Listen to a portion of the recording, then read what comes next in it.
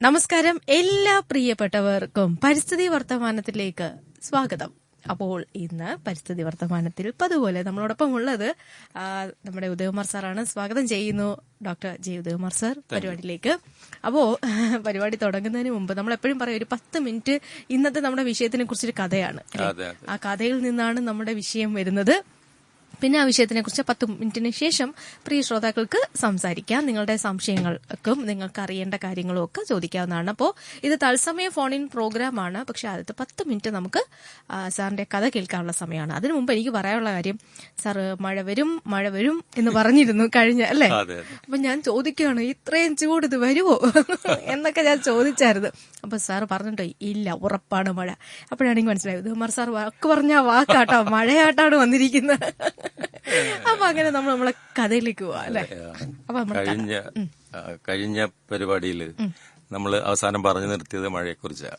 ഇപ്പോ മഴ പെയ്യുമ്പോ സാധാരണ രീതിയിൽ നമ്മൾ മഴക്കാലം വരുമ്പോ എന്ത് ചെയ്യണം എന്നുള്ളതിനെ കുറിച്ചാണ്. ശരിക്കും ഈ മഴയെന്ന് പറയുന്നത് കവികളൊക്കെ വളരെയധികം സന്തോഷത്തോടുകൂടി മഴ ഒരു ദുഃഖത്തിന്റെ പ്രതീകമായിട്ടും മഴ സന്തോഷത്തിന്റെ പ്രതീകമായിട്ടും ഒക്കെ വാഴ്ത്തിയിട്ടുള്ളതാണ്. അപ്പൊ അതില് ഈ is there anything sadder than a train standing in the rain എന്ന് പാബ്ലോ നെരൂദ ഒരു കവിതയിൽ ചോദിക്കുന്നുണ്ട്. അപ്പൊ അതൊരു റെയിൽവേ സ്റ്റേഷനിൽ പ്ലാറ്റ്ഫോമിൽ പിടിച്ചിട്ടിരിക്കുന്ന ഒരു ട്രെയിൻ. അപ്പൊ അത് നിറയെ ആൾക്കാരുണ്ട്. പെരുമഴ ഇങ്ങനെ കോരിച്ചൊരിയുന്നു അതിന്റെ പുറത്തേക്ക്. അപ്പൊ ഇത് കണ്ടിട്ടാണ് ഇദ്ദേഹം ചോദിക്കുന്നത്, ഈ കാഴ്ചയേക്കാൾ ലോകത്തില് ഏറ്റവും സങ്കടകരമായ മറ്റൊരു കാഴ്ച എന്തെങ്കിലും ഉണ്ടോ എന്നാണ്. അപ്പൊ അത് ഒരുപാട് തരത്തില് വ്യാഖ്യാനിക്കപ്പെട്ടിട്ടുള്ള ഒരു വരിയാണ്. എന്തുകൊണ്ടായിരിക്കും ഇങ്ങനെ ഇത്രയും ചിലിയൻ കവിയായ വളരെ പ്രശസ്തനായ മഹാകവി ഇങ്ങനെ ഇതിനെക്കുറിച്ച് വിഷമിക്കുന്നത് എന്ന് പലരും ചിന്തിച്ചിട്ടുണ്ട്. അതിനകത്ത് ഏറ്റവും പ്രധാനമായിട്ട് കാണുന്നത്, ഇങ്ങനെ പെരുമഴക്കാലം വരുമ്പോൾ നമ്മുടെ യാത്രാ സൗകര്യങ്ങൾ, ഇപ്പൊ വീട്ടിനകത്ത് തന്നെ പലപ്പോഴും നമ്മൾ അടച്ചിരിക്കേണ്ടി വരും. ഇനി പുറത്ത് പോണെങ്കിൽ തന്നെ കൊട എന്ന് പറയുന്ന ഒരു പ്രത്യേക സംവിധാനത്തിന്റെ സഹായത്തോടു കൂടി മാത്രമേ പോകാൻ കഴിയുള്ളൂ. അപ്പൊ നമ്മുടെ ജീവിതത്തെ ഒരുപാട് ജീവിതത്തിന്റെ സ്വാതന്ത്ര്യത്തെ, ചലന സ്വാതന്ത്ര്യത്തെ പ്രധാനമായിട്ടും കൂടുതൽ ബാധിക്കുന്ന ഒന്നാണ് ഈ പെരുമഴക്കാലം എന്ന് പറയുന്നത്. അതേസമയം തന്നെ ഈ പെരുമഴക്കാലം എന്നത് നമ്മുടെ രാജ്യത്തെ സംബന്ധിച്ച് രാജ്യത്തിന്റെ സാമ്പത്തിക സ്ഥിതിയെ ഏറ്റവും കൂടുതൽ കൃഷി വഴി താങ്ങി നിർത്തുന്ന ഒന്നും കൂടിയാണ്. അപ്പൊ അതുകൊണ്ട് കവി അതുകൊണ്ടായിരിക്കണം അങ്ങനെ ചിന്തിച്ചത്. അതുപോലെ തന്നെ മലയാളത്തില് റഫീഖ് അഹമ്മദിന്റെ വരികൾ 2012 പുറത്തിറങ്ങിയ സ്പിരിറ്റ് എന്ന ചിത്രത്തിലെ ഏതാണ് ആ വരികൾ എന്നറിയാം? മഴ കൊണ്ട് മാത്രം മുളയ്ക്കുന്നു അല്ലേ? മഴ കൊണ്ടു മാത്രം മുളയ്ക്കുന്ന വിത്തുകൾ ചിലതുണ്ടു മണ്ണിൻ മനസ്സിൽ, പ്രണയത്തിനാൽ മാത്രമെരിയുന്ന ജീവന്റെ തിരികളുണ്ടാത്മാവിനുള്ളിൽ. മഴ കൊണ്ടു മാത്രം മുളയ്ക്കുന്ന വിത്തുകൾ ചിലതുണ്ട് മണ്ണിൻ മനസ്സിൽ, പ്രണയത്തിനാൽ മാത്രമെരിയുന്ന ജീവന്റെ തിരികളുണ്ടാത്മാവിനുള്ളിൽ. അപ്പൊ ശരിക്കും റഫീഖ് അഹമ്മദിന്റെ ഈ വരികൾ അത് ശരിക്കും പുതുമഴയെ കുറിച്ചാണ്. അപ്പൊ നമ്മൾ നേരത്തെ പറഞ്ഞത് പെരുമഴ ഇങ്ങനെ മഴക്കാലം വന്ന് പകുതിയായതിനു ശേഷമുള്ള കഥയാണെങ്കിൽ ഇത് പുതുമഴയെ കുറിച്ചാണ്. അപ്പൊ പുതുമഴ മണ്ണിലേക്ക് വീഴുമ്പോ അതിന് മണ്ണ് അതിന്റെ മനസ്സിൽ കരുതി വെച്ചിരിക്കുന്ന, രഹസ്യമായിട്ട് സൂക്ഷിച്ചിരിക്കുന്ന വിത്തുകൾ മുളപൊട്ടും എന്ന് പറയുന്ന വളരെ അത് മനുഷ്യന്റെ മനസ്സുമായും മനുഷ്യന്റെ ആത്മാവുമായും പ്രണയവുമായും ഒക്കെ ബന്ധിപ്പിക്കുന്ന വരികളാണ്. അപ്പൊ അതില് വളരെയധികം ശാസ്ത്രീയമായ കാര്യം ഉള്ളതെന്ന് വെച്ചാൽ, ആദ്യത്തെ മഴ, അതായത് പുതുമഴ പെയ്യുമ്പോ മണ്ണിന്റെ ഒരു മണം പുറത്തേക്ക് വരുമല്ലോ, പുതുമണ്ണിന്റെ മണം. അപ്പൊ അതിനകത്ത് ഈ മണ്ണിലെ രാജാക്കന്മാരെന്ന് പറയുന്നത് ബാക്ടീരിയകളാണ്. അവരാണ് മണ്ണിന്റെ ജീവനെ താങ്ങി നിർത്തുന്നത്. ഓക്കെ. അപ്പോ പുതുമഴ ആദ്യമായിട്ട് പെയ്യുമ്പോ ഈ ബാക്ടീരിയകള് സന്തോഷം കൊണ്ട് തുള്ളിച്ചാടി അവർ പുറപ്പെടുവിക്കുന്ന, പുറത്തേക്ക് വിടുന്ന ജിയോസ്മിൻ എന്ന് പറയുന്ന ഒരു രാസവസ്തുവുണ്ട്. ആ രാസവസ്തുവാണ് ശരിക്കും ഈ മണ്ണിന് ആ മണം തരുന്നത്. പെട്രിക്കോർ എന്നാണ് ആ മണം ശാസ്ത്രീയമായിട്ട് അറിയപ്പെടുന്നത്. അപ്പൊ ഈ മണം പുറത്തേക്ക് വരുമ്പോ ആദ്യ മഴ മണ്ണിലേക്ക് പെയ്തു എന്ന് നമുക്ക് വേണമെങ്കിൽ ഓർക്കാം. അപ്പൊ ഭൂമി ഉണ്ടായതിനു ശേഷം ആദ്യമായി ഭൂമിയിൽ മഴ പെയ്തത്, ഭൂമി ഉണ്ടായത് ഒരു 4500 ദശലക്ഷം വർഷങ്ങൾക്ക് മുമ്പാണെന്ന് കരുതുന്നു. ഇതില് ഒരു 3800 ദശലക്ഷം വർഷങ്ങൾക്ക് മുമ്പാണ് ഈ ജലചക്രം ഭൂമിയിൽ ആരംഭിച്ചതെന്നാണ് കരുതുന്നത്.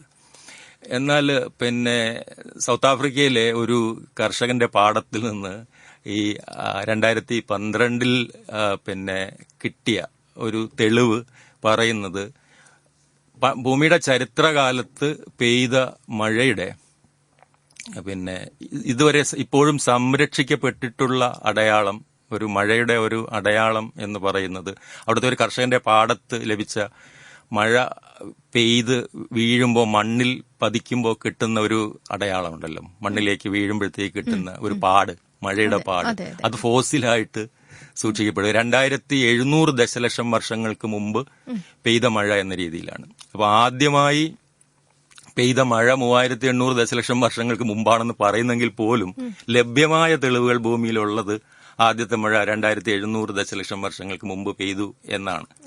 അപ്പൊ ഈ ആദ്യം പെയ്ത മഴ ഭൂമിയിലേക്ക് വീണ് കഴിഞ്ഞപ്പോ അതിന് എന്ത് സംഭവിച്ചു കാണും എന്ന് പലപ്പോഴും ആലോചിച്ചിട്ടുണ്ട്, ശാസ്ത്രകാരന്മാർ ആലോചിച്ചിട്ടുണ്ട്. അതിൽ ഭൂമിയിലെ അടിയിലേക്ക് സംഭവിക്കുന്നത് പോലെ തന്നെ കുറച്ചു വെള്ളം മണ്ണിനടിയിലേക്ക് പോകുന്നു, കുറെ വെള്ളം മണ്ണിന് പുറത്തൂടെ ഒഴുകുന്നു. അപ്പൊ ഈ മണ്ണും പിന്നെ മഴവെള്ളവും തമ്മിലുള്ള ബന്ധം ഒരു അന്തരീക്ഷ വായുവിലായിരിക്കുമ്പോ മഴ ഏറ്റവും കൂടുതൽ ആശ്രയിക്കുന്നതും മഴ പ്രണയിക്കുന്നതും കാറ്റിനെയാണ്.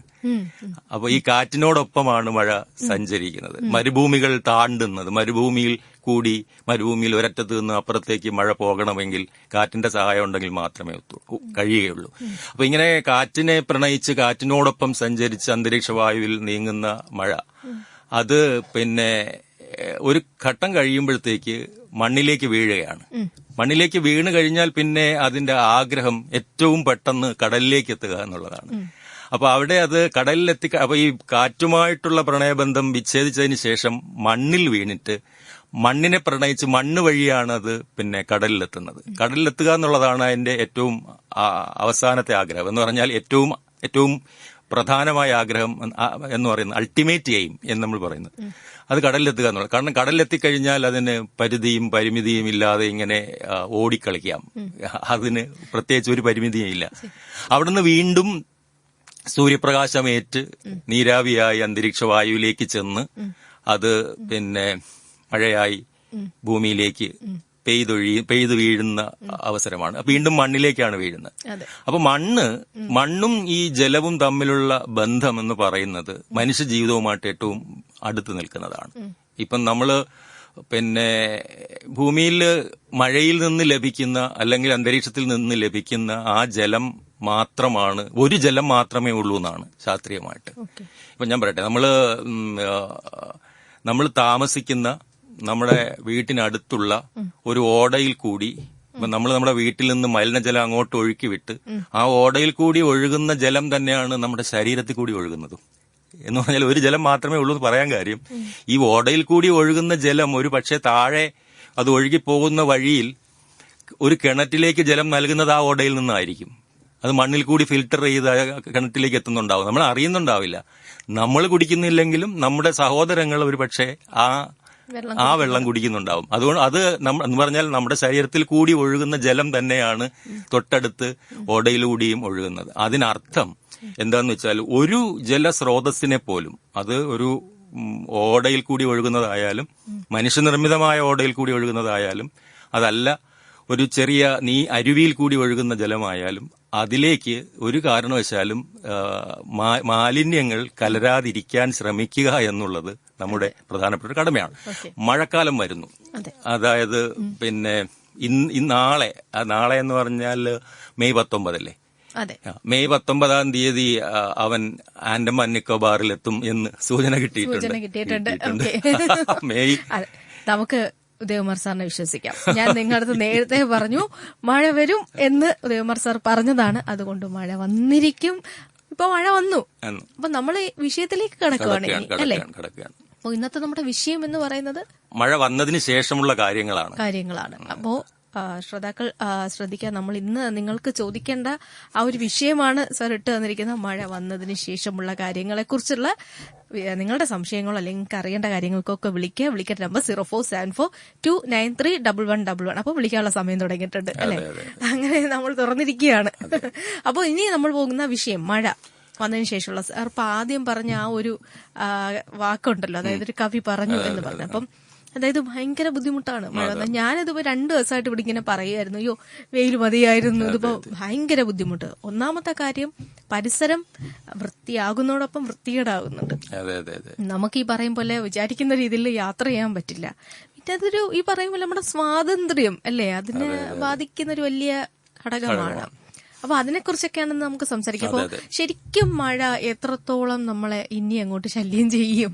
അത് ഇപ്പൊ നമ്മള് നാളെ ആൻഡമാൻ നിക്കോബാറിൽ എത്തും എന്നുള്ള സൂചന ലഭിച്ചിട്ടുണ്ട്. നമ്മൾ ഏപ്രിൽ, നമ്മള് ആദ്യത്തെ ഏതോ ഒരു എപ്പിസോഡിൽ പറഞ്ഞതാണ്, ഏപ്രിൽ മാസം പകുതിയോടുകൂടി പിന്നെ നമ്മുടെ ഇന്ത്യൻ മഹാസമുദ്രത്തിന്റെ ഏറ്റവും ദക്ഷിണ ഭാഗത്ത് നിന്ന് മസ്കറീൻ ദ്വീപ സമൂഹത്തിന് അടുത്ത് നിന്ന് യാത്ര തുടങ്ങിയതാണ്.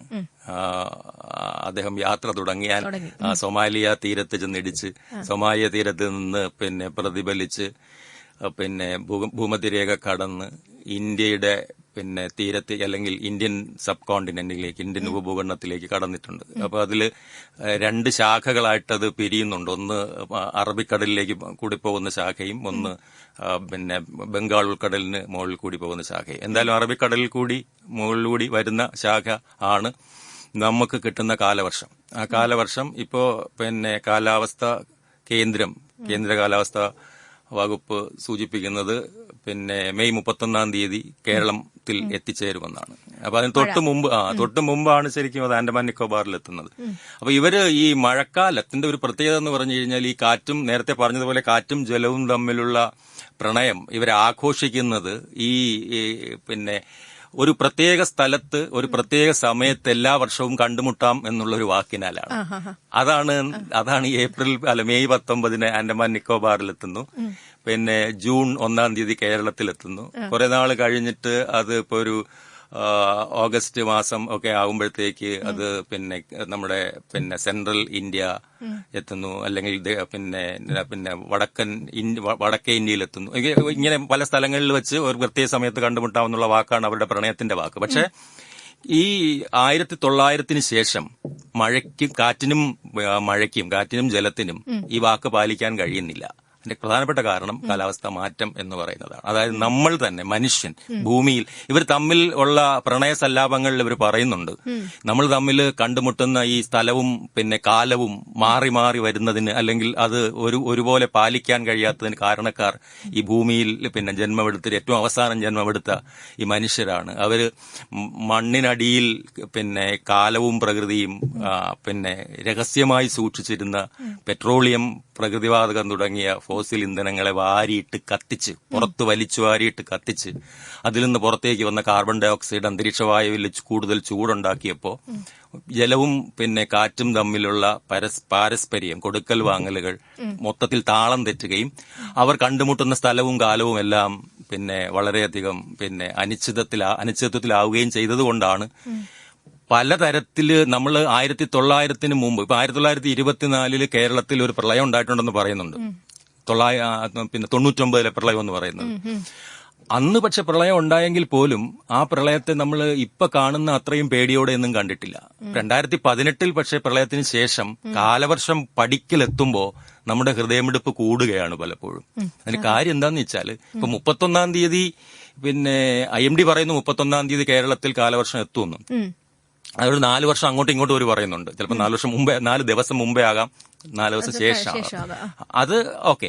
പക്ഷേ ഈ വരുന്ന കാലവർഷം 1924 ഒക്കെ പെയ്ത, അല്ലെങ്കിൽ അതിന് മുമ്പ് പെയ്തിട്ടുള്ള, ഒരു നൂറ്റാണ്ടിന് മുമ്പ് പെയ്ത, 24 പെയ്തത് ഒരു വലിയ പ്രളയം ഉണ്ടാക്കാൻ സഹായിച്ചു എങ്കിൽ പോലും ഒരു നൂറ്റാണ്ടിന് മുമ്പ് അങ്ങനെ ഒരു മഴ പെയ്തപ്പോഴത്തേക്ക് നമുക്ക് ഇത്രയും പേടി ഉണ്ടായിരുന്നില്ല. അതിന്റെ കാരണം എന്ന് വെച്ച് കഴിഞ്ഞാൽ ഈ 1900-ന് ശേഷമാണ് ഈ കാലാവസ്ഥ മാറ്റം എന്ന മനുഷ്യനിർമ്മിതമായ പ്രകൃതിയിൽ ഉണ്ടായിക്കൊണ്ടിരിക്കുന്ന ഈ മാറ്റം കൂടുതൽ കൂടുതൽ പ്രകടമായി വന്നു തുടങ്ങിയത്. അപ്പൊ ഇപ്പൊ 2024 ഈ 31-ാം തീയതി മുതൽ പെയ്യാൻ പോകുന്ന മഴ, അതിന്റെ സ്വഭാവം എന്തായിരിക്കും എന്ന് പ്രവചനങ്ങൾക്ക് അതീതമാണ് പലപ്പോഴും. എന്ന് പറഞ്ഞാൽ ഒരു സ്ഥലത്ത് കുറച്ച് സമയത്തിനുള്ളിൽ കൂടുതൽ മഴ പെയ്യുകയാണെങ്കിൽ മേഘവിസ്ഫോടനം എന്ന പേരിൽ അറിയപ്പെടുന്ന ആ മഴ, അതാണ് നമ്മൾ നനച്ചിരിക്കാതെ പ്രളയത്തിലേക്ക് നമ്മളെ എത്തിക്കുന്നത്. ആ ഒരു അപ്പൊ അതെങ്ങനെ ആകും എന്ന് നമുക്ക് അറിയില്ല. എന്തായാലും നമുക്ക് വരുന്ന ഇത്രയും ദൂരം താണ്ടി അതായത് ഈ മസ്കറീൻ ഐലൻഡിൽ നിന്ന് ഒരു 6000 കിലോമീറ്റർ താണ്ടി അവിടെ നിന്നാണ് ഈ കാറ്റ് ഉത്ഭവിക്കുന്നത്. പ്രണയിനിയെ കാണാനായിട്ട് വരുന്ന ആളാണ്. ഒന്ന് ഓർത്തു നോക്കുക. അപ്പൊ എനിക്ക് ഈ കഥ പറയുമ്പോഴൊക്കെ ഞാൻ പോകുന്നത് എങ്ങോട്ടാണെന്ന് അറിയാം. അപ്പം സാറ് പ്രണയവുമായി പറയുമ്പോഴത്തേക്കും നമ്മള് മൊയ്തീൻ കാഞ്ചനമാല പ്രണയം പറഞ്ഞ കണക്ക് ഒരു തരത്തിലും ചേരാനായിട്ട് സമ്മതിക്കാത്ത കുറച്ച് കാര്യങ്ങൾ അതുപോലെ നിൽക്കുകയാണ്. വില്ലനായിട്ട് നമ്മൾ മനുഷ്യർ നിൽക്കുകയാണ് അല്ലെ. അവസാനം നമ്മൾ അനുഭവിക്കേണ്ടിയും വരുന്നുണ്ട് ഇതിനകത്ത് ഒരുപാട് പ്രശ്നങ്ങൾ. ഇപ്പൊ പറയും പോലെ ഒരു പ്രളയം ഉണ്ടാകുമോ എന്നുള്ളത് നമ്മൾ നേരത്തെ തൊട്ടേ ഭയക്കുന്നുണ്ട്. കാരണം അത്രയും ചൂടായിരുന്നു. അപ്പൊ ഈ മഴ ഇനി വരാനിരിക്കുന്ന കുറെ വിപത്തുകൾ ഉണ്ടാകാം അല്ലെ, നമ്മൾ പ്രതീക്ഷിക്കണം. പക്ഷെ ഇതിന് ഒരു മാറ്റം സംഭവിക്കാനുള്ള സാധ്യത എന്തെങ്കിലും ഉണ്ടാകുമോ? പക്ഷെ ഇത്രയും വലിയ കഠിനമായ ഒരു മഴയ്ക്ക് എന്തെങ്കിലും ഒരു സാധ്യത കുറവ് നമുക്ക് പ്രതീക്ഷിക്കാമോ എന്നുള്ള. സാധാരണ മഴ തന്നെ പെയ്യുമോ ഇല്ലേ എന്നുള്ളതാണ്. അപ്പൊ അതാണ് സാധാരണ മഴ തന്നെയാണ് നമ്മൾ പ്രതീക്ഷിക്കേണ്ടത്. പക്ഷെ ഈ കാലാവസ്ഥാ മാറ്റം വളരെ റാൻഡമായിട്ടുള്ള, എന്ന് വെച്ചാൽ നനച്ചിരിക്കാതെയുള്ള വ്യത്യാസങ്ങളാണ് കാലാവസ്ഥാ ഘടകങ്ങളിൽ അത് വരുത്തുന്നത്. അപ്പൊ അതുകൊണ്ടാണ് ഏറ്റവും എക്സ്ട്രീമായിട്ടുള്ള ക്ലൈമറ്റ് എന്ന് വെച്ചാൽ നമ്മള് ഏറ്റവും ദുരന്തങ്ങളിലേക്ക് നയിക്കുന്ന കാലാവസ്ഥ പ്രതിഭാസങ്ങൾ ഉണ്ടാകുന്നത്. അതിൽ ഏറ്റവും പ്രധാനപ്പെട്ടതാണ് ഈ പറഞ്ഞ മേഘവിസ്ഫോടനം പോലെ വളരെ പെട്ടെന്ന് നനച്ചിരിക്കാതെ ഒരു ചെറിയ സ്ഥലത്ത് വലിയ അളവിൽ മഴ പെയ്യുക എന്ന് പറയുന്നത്. അങ്ങനെ പെയ്യുമ്പോഴത്തേക്ക് അത് വെള്ളപ്പൊക്കത്തിലേക്ക് നയിക്കാനുള്ള സാധ്യതയുണ്ട്. പക്ഷെ നമുക്ക് അറിയില്ല. നമുക്ക് ഇപ്പൊ വരാൻ പോകുന്ന മഴ ഇപ്പൊ എന്തെല്ലാം പ്രവചനങ്ങൾ നടത്തിയാലും ആ പ്രവചനങ്ങളെയൊക്കെ മാറ്റിമറിക്കത്തക്ക രീതിയിലുള്ള മഴ ഉണ്ടാകാനുള്ള സാധ്യതയുണ്ട്. നമുക്കൊരു കോൾ എത്തിയിട്ടുണ്ട്, നോക്കാം അല്ലേ. ഹലോ നമസ്കാരം സാർ. നമസ്കാരം സാർ. സാർ രമേശനാണ്. അപ്പോ നല്ലൊരു മൂഡിലായിരുന്നു. ചീത്തയായ വെള്ളം പിടിച്ച് നമ്മുടെ ഒരു മൂഡ് തന്നെ ഇളകിപ്പോയല്ലോ. നല്ലൊരു മൂഡിൽ പ്രത്യേകിച്ച് വീഡിയോ ക്ലിപ്പിലൂടെ കാണാൻ കഴിഞ്ഞു സാർ. സാറിന്റെ ഒരു തിരിച്ചുവരവാണെന്ന് തോന്നുന്നു. സാർ ഒന്ന് രണ്ട് സാറിനെ കുഴപ്പിക്കാൻ വേണ്ടിയാട്ടോ. ഒന്ന് രണ്ട് ഒരു സംശയമാണ് സാർ. ഈ നല്ല മഴയൊക്കെ വരുമ്പോൾ ഇത് നമ്മുടെ കിണറിനെ ബാധിക്കില്ലേ സാർ? രണ്ട്, ഈ ചില അമ്ല ഗുണമുള്ള ജലമൊക്കെ ഉണ്ടെന്ന് പറയുന്നത് സാർ. അത് അങ്ങനെ വരുമ്പോൾ നമ്മുടെ കിണറൊക്കെ അശുദ്ധിയാവില്ലേ സാർ?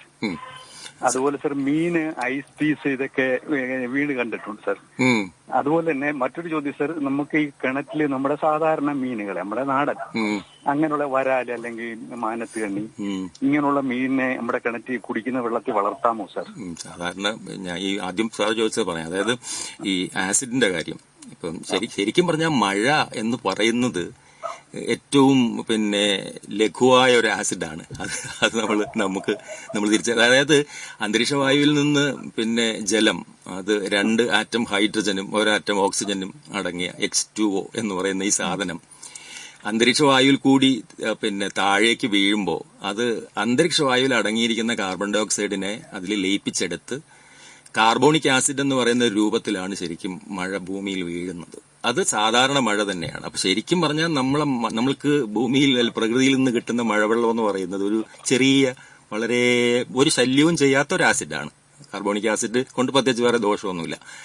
അത് പിന്നെ ആസിഡ് റെയിനായിട്ട് മാറുന്നത് വളരെയധികം വ്യാവസായികവൽക്കരണം നടന്നിട്ടുള്ള ഒരു പ്രദേശത്ത് മഴ പെയ്യുമ്പോൾ അന്തരീക്ഷ വായുവിൽ അടങ്ങിയിട്ടുള്ള സൾഫർ ഡയോക്സൈഡ് പോലെയുള്ള വാതകങ്ങൾ ഇതിൽ കലരുമ്പോൾ അത് ആസിഡ് മഴയായിട്ട് മാറുന്നതാണ്. അപ്പൊ സാധാരണ വ്യാവസായിക വൽക്കരണമൊന്നും വലുതായിട്ടില്ലാത്തൊരു നാടൻ പ്രദേശത്ത് അല്ലെങ്കിൽ ഒരു നാട്ടുപ്രദേശത്ത് അല്ലെങ്കിൽ കൊല്ലം പോലുള്ള ഒരു നഗരത്തിൽ ഉള്ള ഒരു കിണറ്റിൽ നിന്ന് നമുക്ക് കിട്ടുന്ന ജലം എന്ന് പറയുന്നത് നമ്മൾ ശുദ്ധജലം തന്നെയാണ്. പക്ഷെ അത് കാർബോണിക് ആസിഡ് ആണ്. അത് കുഴപ്പമില്ല, കാരണം ലോകത്ത് എല്ലായിടത്തും പെയ്യുന്ന മഴവെള്ളം എല്ലാം കാർബോണിക് ആസിഡ് തന്നെയാണ്. അത് വളരെ ലളിതമായ, വളരെ ഒരു ദോഷവും ചെയ്യാത്ത ഒരു ആസിഡാണ്.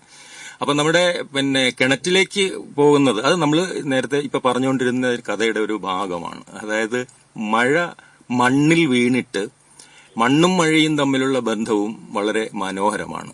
അതായത് മഴവെള്ളത്തിൽ അടങ്ങിയിരിക്കുന്ന പ്രധാനപ്പെട്ട മാലിന്യങ്ങളെ മിക്കവാറും എല്ലാം തന്നെ മണ്ണ് ഫിൽട്ടർ ചെയ്ത് മാറ്റും.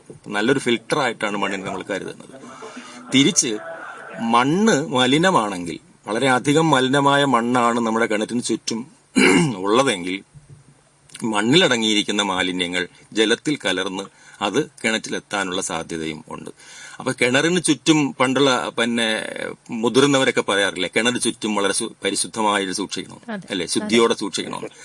അതവർ പറയുന്നതിന് കാരണം മാലിന്യങ്ങൾ, ഇപ്പം പ്രധാനമായിട്ടും നമ്മൾ ഇലക്ട്രോണിക് മാലിന്യങ്ങള്, ബൾബ്, പൊട്ടിയ ബൾബ്, ബാറ്ററി, ഇങ്ങനെ തുടങ്ങിയ സാധനങ്ങളൊന്നും കിണറിന്റെ അടുത്ത പ്രദേശത്തൊന്നും തന്നെ സൂക്ഷിക്കാതിരിക്കാൻ പ്രത്യേകം ശ്രദ്ധിക്കേണ്ടതാണ്. കാരണം ഇതിൽ നിന്ന് നമ്മൾ കണ്ണിൽ കാണാൻ പറ്റാത്ത തരത്തിലുള്ള ഹെവി മെറ്റൽസ് എന്ന് പറയുന്ന, അതായത് ഖനലോഹങ്ങൾ മണ്ണിൽ കലർന്നാൽ അത് തീർച്ചയായിട്ടും ജലത്തിൽ കൂടി, ഊർന്നിറങ്ങുന്ന ജലത്തിൽ കൂടി കിണറ്റിലെത്താനുള്ള സാധ്യതയുണ്ട്. കിണറ്റിലെ ജലത്തിൽ ചെന്നാൽ ഇതിന് ഒരു മാറ്റവും, നമുക്ക് കയ്യിൽ കോരിയാൽ നല്ല പളുങ്ക് പോലെ ജലം ഇരിക്കും. അതിനകത്ത് ഹെവി മെറ്റൽസ് ലയിച്ച് ചേർന്നിട്ടുണ്ടെങ്കിൽ അതൊന്നും പുറത്ത് കാണാൻ കഴിയത്തില്ല. നമുക്ക് കളർ മാറ്റമോ മണത്തിലുള്ള വ്യത്യാസമോ രുചിയിലുള്ള വ്യത്യാസമോ ഒന്നും അറിയാൻ പറ്റത്തില്ല. അത് വളരെ വളരെ ഉയർന്ന രീതിയിലുള്ള ഒരു രാസ ടെസ്റ്റിൽ കൂടി അല്ലെങ്കിൽ പരീക്ഷണത്തിൽ കൂടി മാത്രമേ അതിനകത്ത് അടങ്ങിയിട്ടുണ്ടോ ഇല്ലെന്ന് കണ്ടുപിടിക്കാൻ പറ്റും. അപ്പൊ അതാണ് നമുക്ക് സാർ നേരത്തെ ചോദിച്ച കിണറ്റിലെ ജലത്തിന്റെ പരിശുദ്ധി എന്തുമാത്രം ആയിരിക്കണം എന്നുള്ളത്. പിന്നെ ഈ സാധാരണ രീതിയിൽ നമ്മൾ കുടിവെള്ളത്തിന് ഉപയോഗിക്കുന്ന കിണറ്റില് മത്സ്യം വളർത്തുന്നത് എനിക്ക് തോന്നുന്നു അങ്ങനെ ആരും സാധാരണ അത് ഒരു നല്ല പ്രാക്ടീസ് ആണ് എന്ന് തോന്നുന്നില്ല. കാരണം അത് അറിയാം, ചില കുട്ടികളൊക്കെ ഈ മാനത്തേണിയൊക്കെ അത് മാറ്റേണ്ട ആവശ്യമുണ്ടോ എന്നുള്ള ദോഷം ചെയ്യും. ഒന്നും രണ്ടൊന്നും അതിനകത്തുള്ളത് കൊണ്ട് പ്രത്യേകിച്ച് അത് വേറെ കുഴപ്പമൊന്നും ഉണ്ടാകുന്നില്ല. അത് സാധാരണ രീതിയിൽ, പക്ഷെ നമ്മൾ അങ്ങനെ ഒരു പ്രാക്ടീസ് ഒരു നമ്മൾ ശുപാർശ ചെയ്യപ്പെടുന്ന ഒരു പ്രാക്ടീസ് അല്ലെന്ന് മാത്രമേ ഉള്ളൂ. ഓക്കെ സാർ, ഓക്കെ, സന്തോഷം. അപ്പൊ അദ്ദേഹം പറഞ്ഞതിനകത്തൊരു കാര്യമുണ്ട്. കാരണം പല കിണറിലും നമ്മൾ ഇങ്ങനെ കാണാറുണ്ട് മീനിട്ടേക്കോ അല്ലെങ്കിൽ പിന്നെ മറ്റേതൊരു ചില തവള ഇങ്ങനെയൊക്കെ കിടക്കുന്നതാണ്. ഇത് എത്രത്തോളം നമ്മളെ കുടിവെള്ളത്തെ ഒന്നും ബാധിക്കത്തില്ല. ഇത് കുടിവെള്ളത്തെ ബാധിക്കുന്നതായിട്ട് നമ്മൾ അങ്ങനെ ഒന്നും കേട്ടിട്ടില്ല. ഓക്കെ, ഇപ്പൊ എന്തായാലും നമ്മൾ സംസാരിച്ചുകൊണ്ടിരിക്കുന്ന മഴയാണ്. അപ്പൊ ഈ മഴ ശരിക്കും പറഞ്ഞാൽ ഇത്തരത്തിലുള്ള മഴകൾ നമ്മുടെ കേരളത്തിന്റെ പരിസ്ഥിതിയെ ശരിക്കും അത് താങ്ങാൻ പറ്റുന്നതോ അല്ലെങ്കിൽ അതുമായി എങ്ങനെ ബന്ധപ്പെട്ടിരിക്കുന്നു? പെരുമഴ എന്ന് പറയുന്നത് നേരത്തെ പറഞ്ഞ മേഘവിസ്ഫോടനം പോലുള്ള പെരുമഴ കേരളത്തിന്റെ ഒരു രീതിക്ക് ചേർന്നതല്ല. കാരണം കേരളത്തിന്റെ ആകെ വിസ്തീർണം വളരെ കുറച്ചേ ഉള്ളൂ. പിന്നെ പർവ്വതനിരകളിൽ നിന്ന്, സഹ്യപർവ്വതത്തിൽ നിന്ന് കടലിലേക്കുള്ള ചരിവ് ഭയങ്കര കൂടുതലാണ്. അപ്പൊ വളരെ പെട്ടെന്ന് ഇങ്ങനെ മഴ പെയ്തു കഴിഞ്ഞാൽ മണ്ണിലേക്ക് ജലം ഊർന്നിറങ്ങുന്നതിനുള്ള സമയം കിട്ടുന്നതിന് മുമ്പ് ഇത് ഒരു നീർച്ചാലായി മാറി തൊട്ടടുത്ത തോട്ടിലെത്തി, അതിൽ നിന്ന് നമ്മുടെ വലിയ നദിയിലെത്തി, നദിയിലെ ഒരു പ്രളയമായിട്ട് മാറി. ആ പ്രളയം നമ്മുടെ മനുഷ്യവാസ മേഖലകളിലേക്ക്, അതാണല്ലോ 2018 സംഭവിച്ചത്. അതൊരു കാര്യം. രണ്ടാമത്തെ ഒരു കാര്യം എന്ന് പറയുന്നത്, സഹ്യപർവ്വതത്തിൽ ഈ മഴ പെയ്യുമ്പോൾ, ഹിമപർവ്വത പെട്ടെന്ന് ഈ മഴ പെയ്യുമ്പോൾ അത് സഹ്യപർവ്വതത്തിൽ ഉള്ള മണ്ണിന്റെ കനം വളരെ കുറവാ. നമ്മൾ കൊല്ലത്തെ മണ്ണിന്റെ കനം എടുത്താൽ, കൊല്ലം നഗരത്തില് മണ്ണിന്റെ കനം അളന്നു നോക്കിയാൽ മേൽമണ്ണെന്ന് പറയുന്നതിന്റെ കനം ചിലപ്പോ ഒരു 20 മീറ്റർ, 30 മീറ്റർ, 40 മീറ്റർ ഒക്കെ പോകും. പക്ഷെ അതേസമയം സഹ്യപർവ്വതം ഇടുക്കിയിൽ നമ്മൾ ചെന്നിട്ട് അവിടുത്തെ മണ്ണിന്റെ കനം, അതായത് കട്ടിപ്പാറയിൽ നിന്നും മണ്ണിൽ ഉണ്ടല്ലോ മേൽമണ്ണ്, ആ മേൽമണ്ണിന്റെ കനം എടുത്താൽ ചിലപ്പോൾ ഒരു 1.5 മീറ്റർ ഒക്കെ കാണുള്ളൂ. അപ്പൊ വളരെ കട്ടി കുറവാ. അപ്പൊ ഇങ്ങനെ കട്ടി കുറഞ്ഞിരിക്കുന്ന മണ്ണിലേക്കാണ് വളരെ പെട്ടെന്ന് കൂടുതൽ അളവിൽ ജലം വന്ന് വീഴുന്നത്. അപ്പൊ അങ്ങനെ വീഴുമ്പോ അത് മണ്ണിടിച്ചിലിന് മണ്ണിടിച്ചിൽ പോലെയുള്ള ലാൻഡ് സ്ലൈഡ് പോലെയുള്ള കാരണങ്ങൾ അതിന് പ്രതിഭാസങ്ങൾക്ക് കാരണമാകാനുള്ള സാധ്യതയുണ്ട്. അപ്പൊ നമുക്കൊരു കോളിലേക്ക് പോകാം. ഓക്കെ. ഹലോ ഹലോ, നമസ്കാരം. പരിസ്ഥിതി വർത്തമാനത്തിലേക്ക് സ്വാഗതം. ശാലിനിയാണ്. സംസാരിച്ചോളൂ. സാർ, ഞങ്ങക്ക് കുഴൽ കിണറാണ് ഉള്ളത്. അപ്പോഴ് ഞങ്ങള് കുഴൽ കിണറിലെ വെള്ളം ആയതുകൊണ്ട് പച്ചവെള്ളം തന്നെയാണ് കുടിക്കുന്നത്. അപ്പൊ ഈ മഴ സമയത്തൊക്കെ നമ്മൾ ഈ കുഴൽ കിണറിലെ വെള്ളം ഇങ്ങനെ കുടിക്കുന്നതുകൊണ്ട് എന്തെങ്കിലും പ്രശ്നമുണ്ടോ? ഇത് ഏത് സ്ഥലത്താണ് ഈ കുഴൽക്കിണർ? ഒഴുകുപാറ, നെടുങ്ങോലം. പിന്നെ നഗരത്തിനകത്തല്ല അല്ലേ, പുറത്തല്ലേ? അല്ലല്ല. നെടുങ്ങോലം എന്ന് പറയുന്ന സ്ഥലം അല്ലേ? അത് ഈ പിന്നെ വെട്ടുകല്ലൊക്കെ ഉള്ള സ്ഥലമാണോ? വെട്ടുകല്ല്. ഓക്കെ. അപ്പൊ ശരിക്കും ഈ പിന്നെ കുഴൽക്കിണറിൽ നിന്ന് വിട്ടുന്ന ജലമുണ്ടല്ലോ, അത് നമ്മൾ ഈ പെട്ടെന്ന് പെയ്യുന്ന മഴയിൽ നിന്ന് കിട്ടുന്ന ജലവുമായിട്ട് പെട്ടെന്ന് ബന്ധപ്പെടുന്ന ഒന്നല്ല. അതായത് നമുക്കൊരു 7-8 മീറ്റർ ആഴത്തിലുള്ള ഒരു സാധാരണ തുറന്ന കിണറുണ്ടല്ലോ, ആ കിണറില് ഇപ്പം നഗരത്തിൽ, കൊല്ലം നഗരത്തിൽ ഇപ്പൊ എന്റെ വീട്ടിലാണെങ്കിൽ എന്റെ കിണറിന് ഒരു 5 മീറ്റർ 6 മീറ്റർ ആഴമേ ഉള്ളൂ. ആ വെള്ളം പിന്നെ ഇന്നിപ്പോ രാവിലെ ഒരു പെരുമഴ പെയ്ത് കഴിഞ്ഞാൽ എനിക്ക് തോന്നുന്നു 2 മണിക്കൂറൊക്കെ കഴിയുമ്പോഴത്തേക്ക് ഈ പെയ്ത വെള്ളം ഈ കിണറ്റിലെത്തും. കലക്കല് വെള്ളത്തില് നനവ് നല്ല പിന്നെ ഒരു തണുപ്പും ഈ മഴയുടെ തണുപ്പും എല്ലാം പെട്ടെന്ന് ഫീൽ ചെയ്യും. അത് നമ്മള് ടാങ്കില് പിന്നെ പമ്പ് ചെയ്തിട്ട് എടുക്കുമ്പോഴത്തേക്കും അത് അറിയാൻ പറ്റും. പക്ഷെ ഈ പറഞ്ഞ പിന്നെ വെട്ടുകൽ മേഖലകളിൽ ഉള്ള കുഴൽക്കിണറില് പെട്ടെന്ന് പെയ്യുന്ന ആ ജലം ആ കുഴൽക്കിണറിലെ വെള്ളത്തിലെത്താനായിട്ട് ഒരുപാട് ദിവസങ്ങളും മാസങ്ങളും എടുക്കും. അതുകൊണ്ട് പെട്ടെന്ന് ആ ജലം അതിലെത്തുകയോ അതുകൊണ്ട് അത് മാത്രമല്ല, ഈ വെട്ടുകൽ പ്രദേശമൊന്നും, വെട്ടുകല്ലെന്ന് പറയുന്ന ആ വസ്തു ഈ അതിലേക്ക് വീഴുന്ന ജലത്തിനെ വളരെ മനോഹരമായിട്ട് ഫിൽട്ടർ ചെയ്യും. അതുകൊണ്ട് ഒന്നും തന്നെ പേടിക്കാനില്ല. അത് മഴയിൽ നിന്ന് എന്തെങ്കിലും മാലിന്യം ആ മണ്ണിലൂടെ ഊർന്നിറങ്ങിയാൽ പോലും ഒരുപാട് കനത്തിലുള്ള വെട്ടുകല്ലിൽ കൂടി കടന്നു മാത്രമേ അതിന് ഈ ജലം നിൽക്കുന്ന ഭാഗത്ത് എത്താൻ പറ്റൂ ആ കിണറിലെ. അപ്പൊ അതുകൊണ്ട് അത് അത്രയും കനത്തിലുള്ള വെട്ടുകല്ല് ഇല്ലെങ്കിൽ പോലും വളരെ മനോഹരമായിട്ട് പിന്നെ ജലത്തെ ഫിൽട്ടർ ചെയ്യുന്ന ഒരു വസ്തുവാണ് വെട്ടുകല്ല്. അതുകൊണ്ടാണ് ഞാൻ ചോദിച്ചത്. പക്ഷേ അങ്ങ് പെരുമഴ ഉള്ളപ്പോഴ് കുറേ ദിവസം അടുപ്പിച്ച് പെയ്യുമ്പം ഈ വെള്ളത്തിനൊരു ചെറിയ കളർ വ്യത്യാസം വരും. അതാ ഞാൻ പറഞ്ഞു, അത്രയും ദിവസം എടുക്കും അതങ്ങ് എത്താൻ. അതുകൊണ്ടാണ് ഞാൻ പറഞ്ഞത് അത്രയും ദിവസം എടുക്കും. ഒരു കാര്യം കൂടെ ചോദിച്ചിട്ട് സാർ, നമ്മള് പണ്ടൊക്കെ ഈ മഴയത്ത് കുട്ടികൾ ഇറങ്ങി കളിക്കുമ്പം ആരും ഒന്നും പറയത്തില്ലായിരുന്നു. പക്ഷെ ഇപ്പം ഇങ്ങനെ ഓരോരുത്തർ പറയുന്ന കേട്ടിട്ടുള്ളതാണ്, എനിക്ക് അതിനെപ്പറ്റി അറിവില്ല. ഇപ്പൊ പറയാ അങ്ങനെ മഴ കുട്ടികൾ നനയരുത്, അന്തരീക്ഷത്തില് ഈ പിന്നെ ആസിഡ് ഒക്കെ ഉണ്ടെന്നായിരിക്കും പറയുന്നത്. ആസിഡൊക്കെ അപ്പൊ അങ്ങനെയൊക്കെ പറയുമല്ലോ. അപ്പൊ അതിലെന്തെങ്കിലും ഇല്ല, ഒരു തെറ്റിദ്ധാരണയാ. എന്ന് വെച്ചാൽ ആസിഡ് റെയിൻ എന്ന് പറയുന്നത് നമ്മുടെ സാധാരണ പ്രദേശങ്ങളിലൊന്നും പെയ്യുന്ന വെള്ളത്തിൽ ആസിഡ് ഒന്നും ഇല്ല. ആസിഡ് എന്ന് വെച്ചാൽ അത് കാർബോണിക് ആസിഡാണ്, നേരത്തെ ഞാൻ പറഞ്ഞതാണ്. അത് സാധാരണ മഴവെള്ളം കാർബോണിക് ആസിഡാണ്. അത് തലയിൽ വീഴുന്നുണ്ടോ ദേഹത്ത് വീഴുന്നുണ്ടോ കുഴപ്പമൊന്നുമില്ല, മഴവെള്ളത്തിൽ നനയുന്നതുകൊണ്ടും കുഴപ്പമില്ല. പക്ഷെ നമ്മുടെ ഒരു വളരെയധികം വ്യവസായവൽക്കരണം നടന്നിട്ടുള്ള ഒരുപാട് വ്യവസായങ്ങളൊക്കെ രാസ വ്യവസായങ്ങളൊക്കെ ഉള്ള ഒരു പ്രദേശത്താണ് മഴ പെയ്യുന്നതെങ്കിൽ ആ മഴയിൽ പിന്നെ ഈ ദോഷകരമായ ആസിഡ് അടങ്ങാനുള്ള സാധ്യതയുണ്ട്. അല്ലാത്ത ഇപ്പൊ ഒഴുകുപാറ പെയ്യുന്ന മഴയൊന്നും പേടിക്കണ്ട.